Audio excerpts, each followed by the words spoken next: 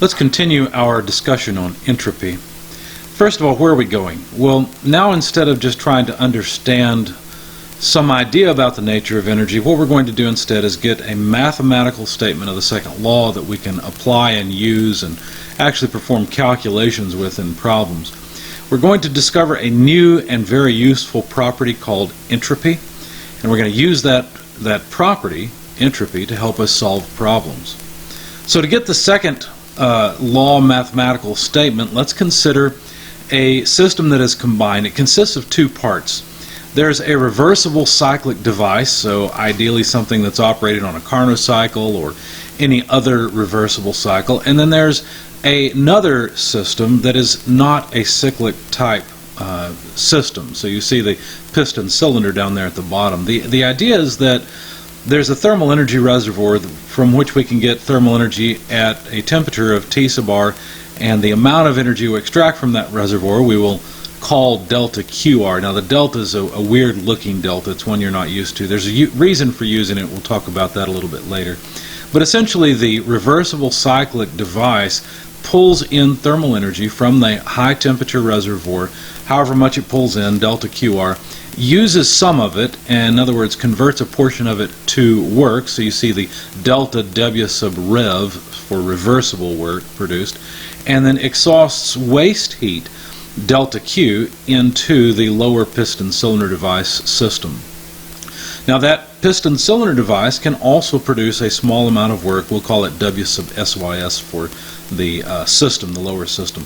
And if we consider these two combined, both the system and the cyclic device, then you notice that some heat comes in. So energy enters the system as in the form of heat and leaves as two separate work streams. Now, of course, what we know from our studies and the second law statement by Kelvin Planck, we know that we can't do this forever. In other words, this is not a system where we could bring in a net amount of heat and only produce work. Ultimately, we would have to exhaust waste heat from the combined system, both the system and the cyclic device. And so this is not something we can do continuously, but considering it will help us to develop the mathematical statement of the second law.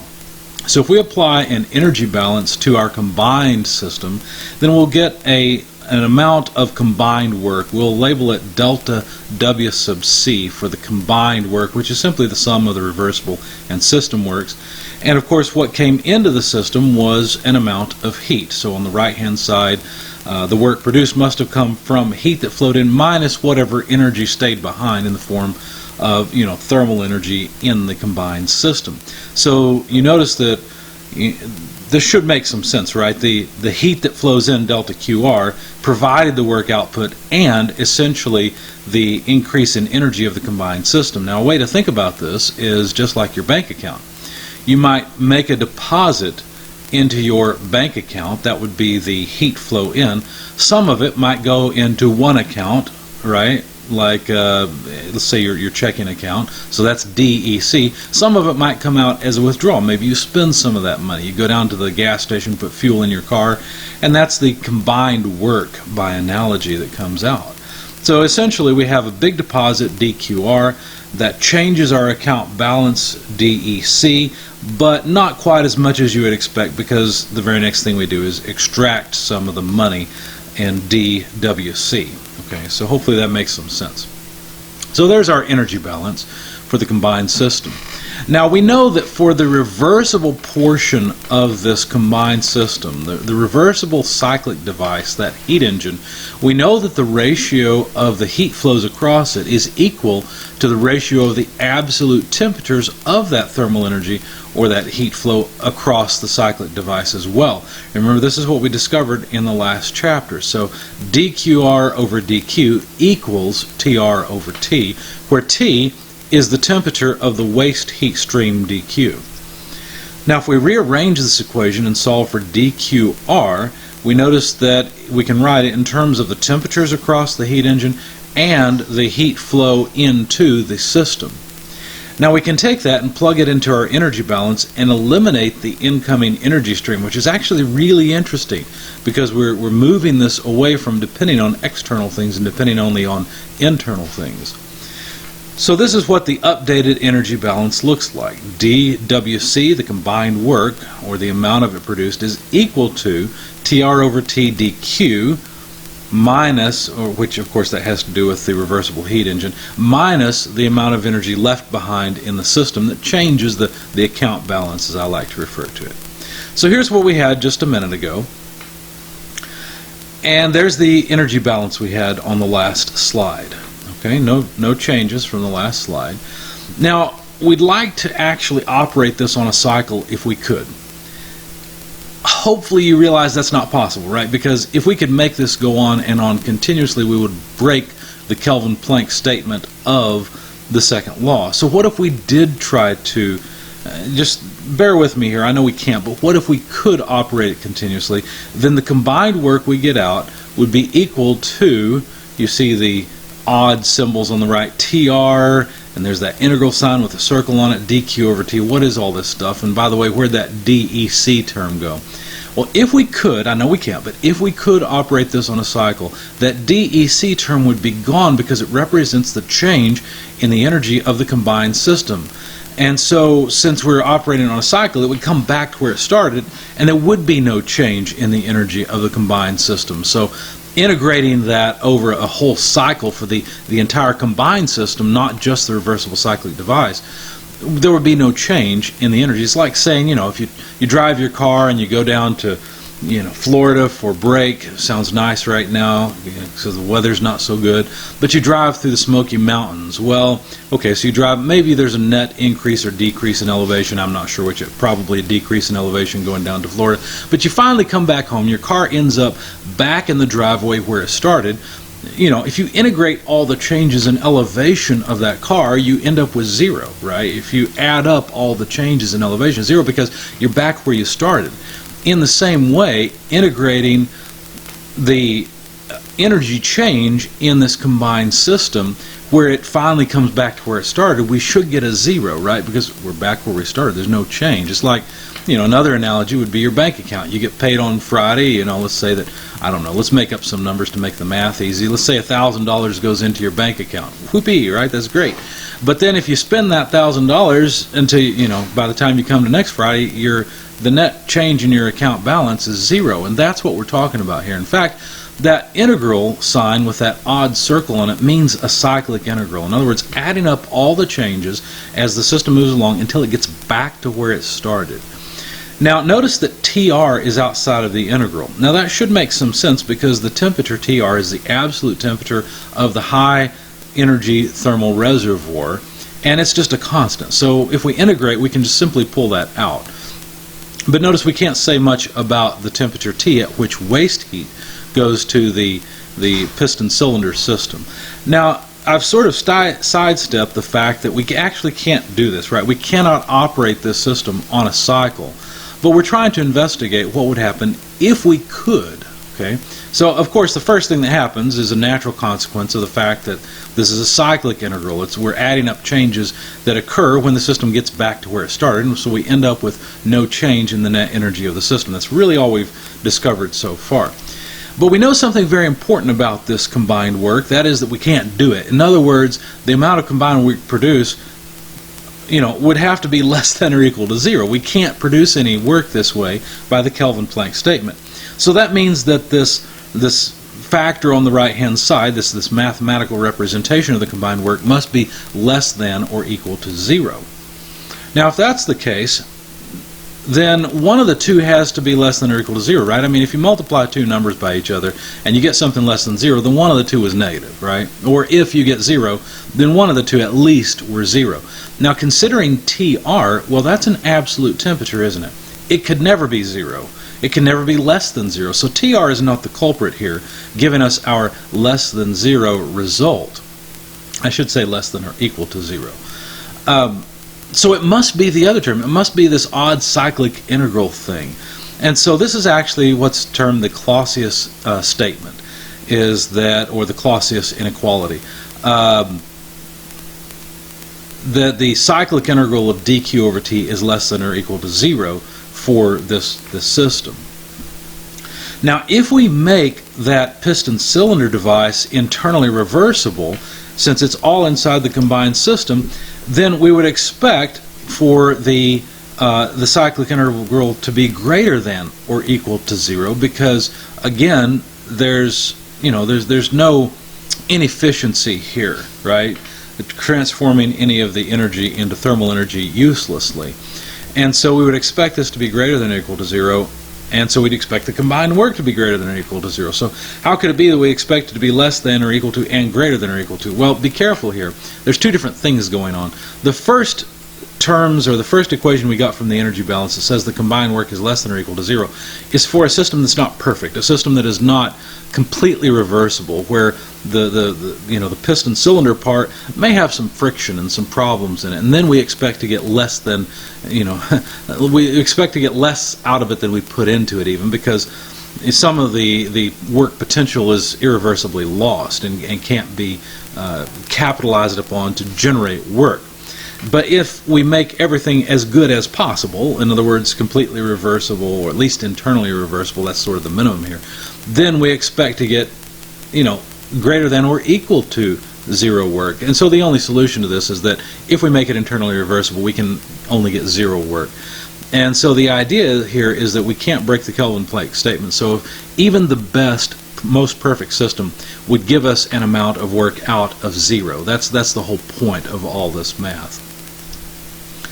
So for the case where at least the system is internally reversible, this cyclic integral comes out to 0. And I know so far all these terms seem strange. I mean, you probably never really thought about a cyclic integral before, so it looks scary because it's a different math thing, right? And dq over t, you've got this odd d term, which is a Kronecker delta, different looking symbol.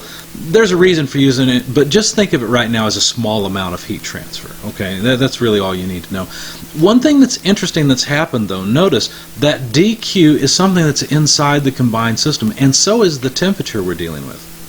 The ratio of those two are things that only depend on the nature of the combined system, not on the thermal energy reservoir. This is really interesting because what it means is we've taken an energy balance which deals with things coming from the outside, and that's what that Kronecker delta really gives us a nod to, is the fact that the path dependence of the heat flow is very important here. But now we've got things that are all internal to the system. Now let's pause on this for a minute, because actually this is really important. We've discovered a new property, though it may not be very clear. Imagine a piston cylinder device, and you start out with a cubic meter of space, and maybe you take that piston and you expand the system so that you got 3 cubic meters, and then you recompress it so you're back to 1 cubic meter. Now, obviously, the change in volume of the system from the initial state of 1 cubic meter to the final state of 1 cubic meter, the change in volume is simply 0. But you could have arrived at that by keeping track of all the little changes in volume all the way through the process of going from 1 cubic meter to 3 and then back, right? You could have said, okay, we're adding volume, now we're at 3 cubic meters, now we're subtracting, we're back to 1 cubic meter. Keep track of all those changes, and of course they also sum to 0. It's like saying there's two different ways of looking at your bank account balance. I can look at the bank account balance today and tomorrow and notice they're the same, right? They're all just, let's keep the math easy, right? $1 today and $1 tomorrow, right? Nothing has changed. But it's possible things could have changed, right? You could have deposited, 50 cents and then 25 cents and then, keep it straight, $1.25, and now you're up to $3, and then you could have withdrawn 20 cents 10 times, right? And you're back to that original dollar. So you're just keeping track of all these deposits and withdrawals, the small changes in the balance, right? By analogy, the volume of the system. And if you add up all those changes, you again find that the change in the account balance, or in this case the change in the volume, is 0. Now the reason that the initial and final states, the dollar today and dollar tomorrow, the reason that they sum to the integral of all the changes is because the account balance of your bank account is a property of your bank account, right? I mean, you'd love it if the properties of your bank account were the properties of Bill Gates' bank account, but that's not. That's his bank account, right? His balance is a property of his account, not your account. So your account has a certain balance, and that's a property of it, in the same way that volume is a property of the system. Okay, so here's something kind of interesting. It really doesn't matter what property you sum over. If you note changes in properties of something and you add them up, and you add them up so that you're adding until it gets back to where it started, like your bank account, what you'll find is that adding all of those changes when the system comes back to where it started will produce 0. Right? That's really all this integral says. It's actually not that complicated of a math thing, because really an integral is just adding up an infinite number of teeny tiny things that are approaching 0. It's really taking that limit, right? And the circle doesn't really mean anything special, except that, oh, by the way, the system comes back to where it started. Wherever it started with this property ends up there. Okay? And so it's really important to recognize that this is a relationship between sort of deposits and withdrawals versus changes in account balance, and that they match nicely when the thing you're adding up in the integral is a property of the system. And you can do this for energy as well. Energy is a property of a system. It doesn't really matter how you deposit and withdraw energy from a system. If the system comes back to where it started, then all of those additions and withdrawals of energy will sum out to 0, right? There will be no change, or I'm sorry, no difference between the initial and final state versus the sum of all those deposits and withdrawals of energy. And so what we've discovered is if you cyclic integral any property so that the system is back where it started, you will get 0 if you're summing a property. Now if it's not a property, you won't, but if it is a property, you will get 0 on this cyclic integral.